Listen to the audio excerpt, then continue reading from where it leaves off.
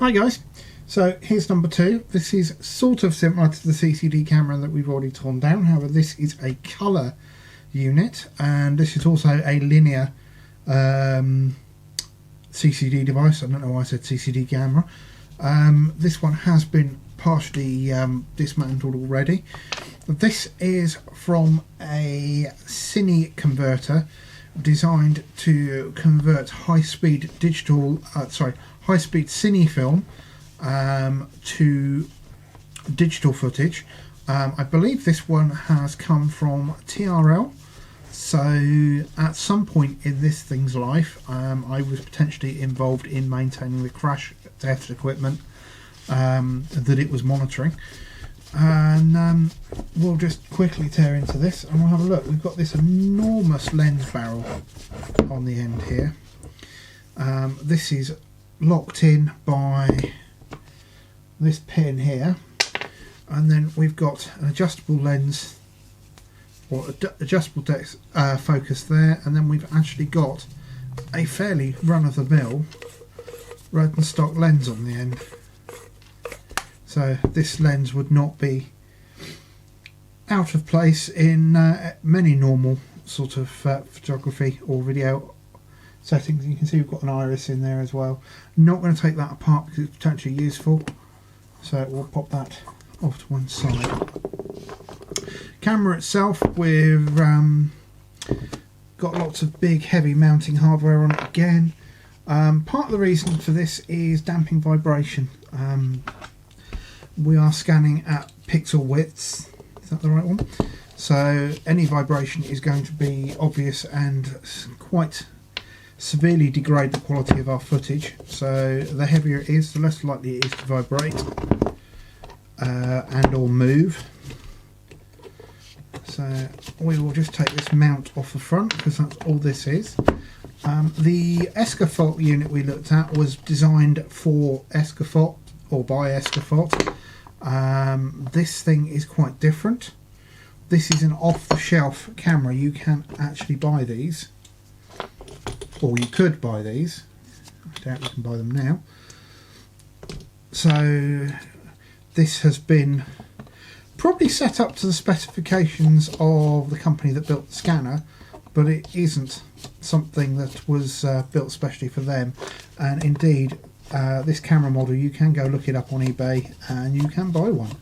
I don't know what you do with it because I say it is a linear CCD again. We will,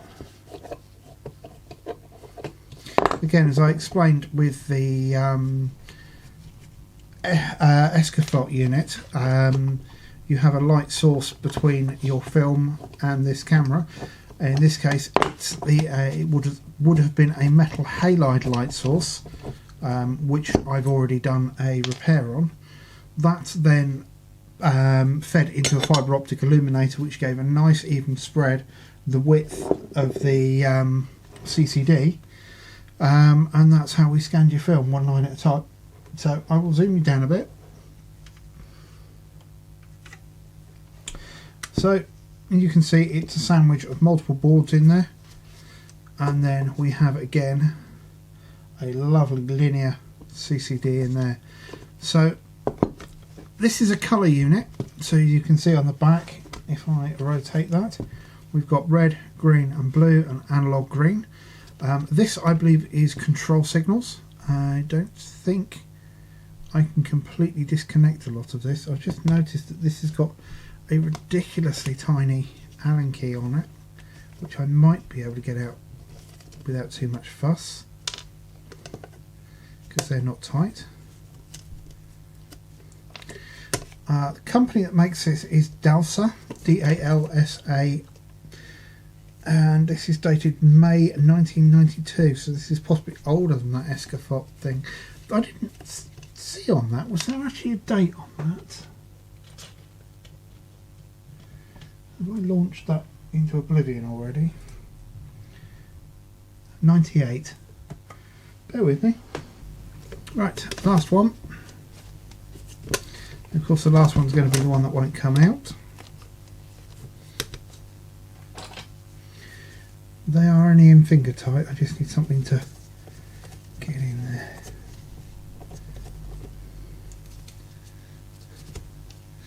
Now I'm hoping everything in here is IDC, but I know already one isn't. So we've got what looks like separate boards for potentially each colour. So we've got along the bottom here, where's my pointy thing? These will do. BB, BA, GB, GA, RB and RA. So we've got, I'm guessing, blue B, blue A, green B, green A and red B and red A. So multiple channel outputs. That kind of makes sense because we're not using the blue B, we're not using the red A, and the green B goes straight to our analog output. So yeah, that does say analog green there. So what we'll do is we will lift those off. So you can see we've got two going here, two going here. So I'm guessing that's going to be two channels per board in terms of processing. I've never quite seen these style connectors before. I don't know if this will show these. They appear to be just ferrules around the central core. Let's just get these out of the way.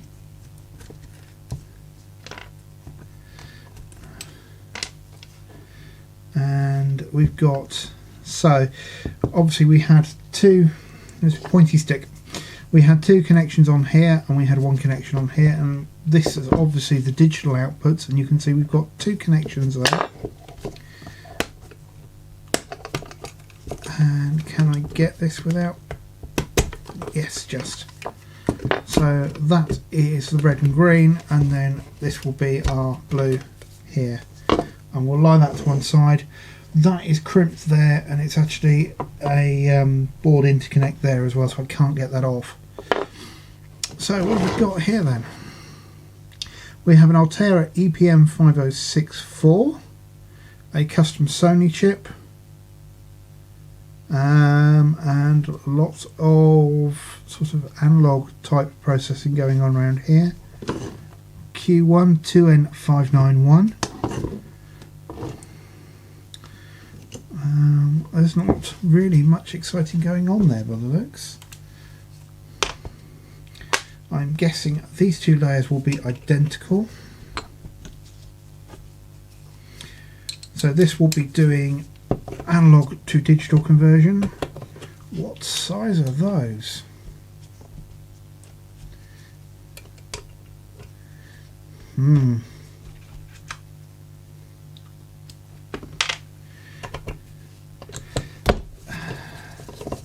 So that's the screwdriver bit used to get those off.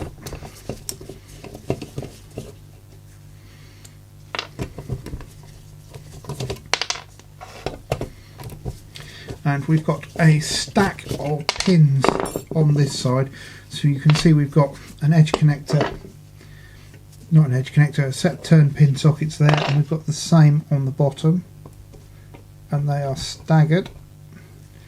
So as you can see, those two boards are identical, so I guess it would mean that you could move things around if you wanted an extra channel. I don't know why you need 4 channels. I mean, could you do infrared with something like this? CCDs are generally sensitive to infrared.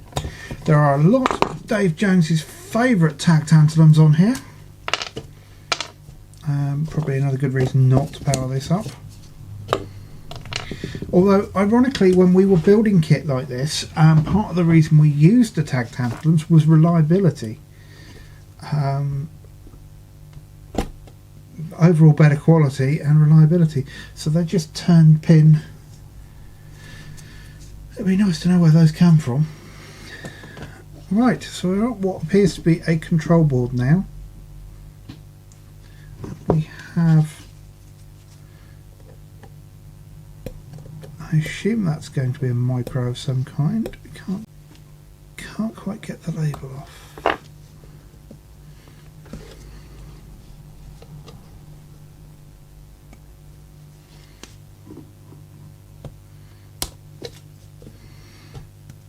EPM 5032 DC, that's not a familiar one, but it does match what we've got on the other boards, so that's going to be an Altera chip. I'll put money on it. And if you're using one manufacturer that does most of what you want, then there's no need to really keep on changing things. So my guess is this is going to be power supply and control pins up this side. We've got power supply on the side of this board. We'll have a quick look at them. I can also see that we've got space for an oscillator here as well. If you look down here, we've got space for a crystal oscillator, and they jumpered 2 pins out. So we've got LM317 and LM1086 CT. I believe that's 5 volts. Not sure what that would be set up for. We're not doing any fancy boost conversion or anything on here. And our strip is now on this side, not this side. So the whole thing's quite modular. I mean, I'm guessing there are probably multiple options for various things on here. There is some, I was going to say there's no surface mount on here, but there is some on there. There is on these as well. There's another Sony chip. So that's CXD1175AM. There's 2 of them. So 1 per channel. And we've got a DAC 08 there. I wouldn't have thought that would be fast enough, but there's another one. So we've got 1 channel on top, 1 channel on bottom.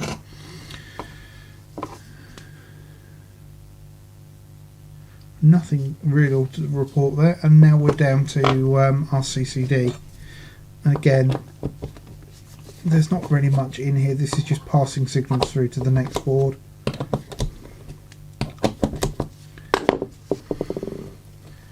And this will be another absolutely lovely CCD chip.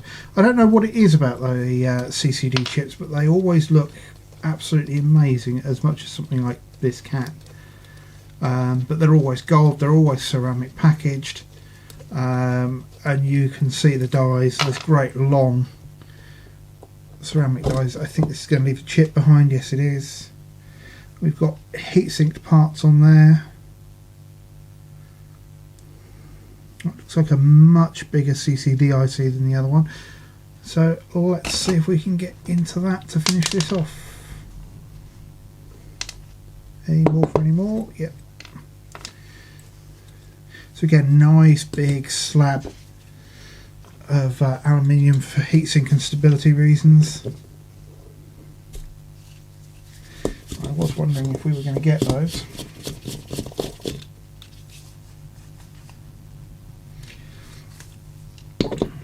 Just spin that back in a little.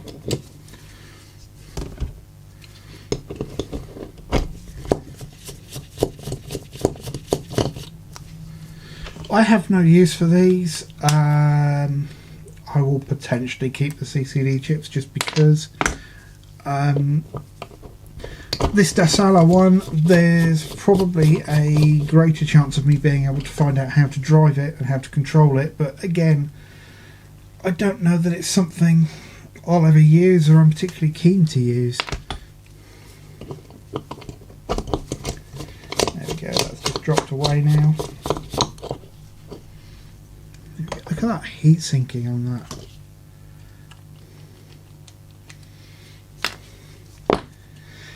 I can't honestly think of what I'd use them for. I'd be solely keeping the chips just because they're a curiosity and nothing else. If any of you can think of any use for any of the parts, then as always let me know.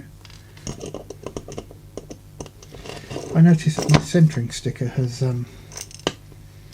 wandered off again.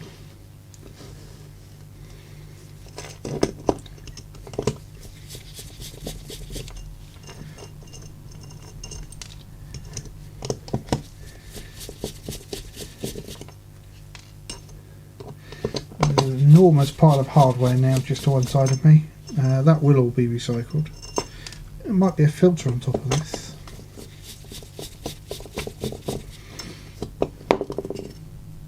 So there is a heatsink compound of some kind in there. Let's just see if I can pick this up without completely destroying it. And you can see there's heatsink compound in the back there. And there we have it.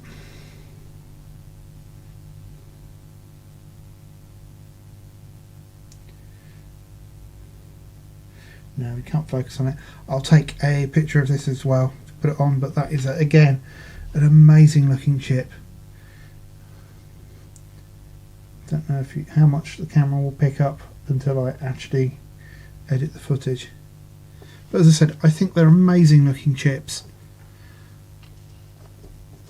So just out of curiosity, this is the one out of the one we've already done. I see no date code on that. 0108. I don't think that's... 01 is possible. That's a 98 code. Yeah, there's all sorts of date codes all over this, which doesn't necessarily help us. But yeah, I just don't think this one will have a code on. If it does, it's under there. But there you go. As I say, I think they are possibly some of the most fantastic looking chips that you'll find. And yes, I'm being a complete geek here.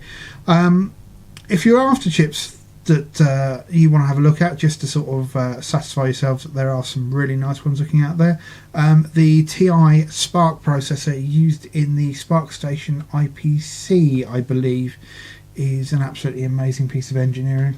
Anyway, I'll stop waffling now. That's those two cameras torn down, and thanks for watching.